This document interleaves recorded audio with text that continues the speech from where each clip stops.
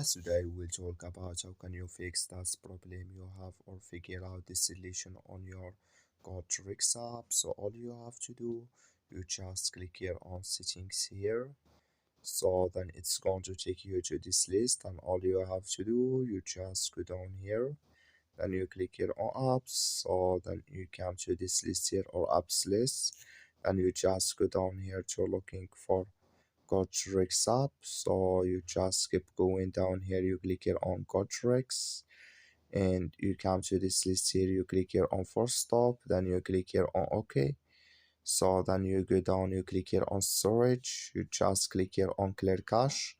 Then all you have to do, you go to your Play Store. So you click here on your Play Store.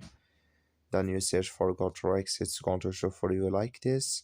You will find here update. You just click on it, then it's going to fix with you. That's all. Thank you for watching. Don't forget to support us by like and subscribe.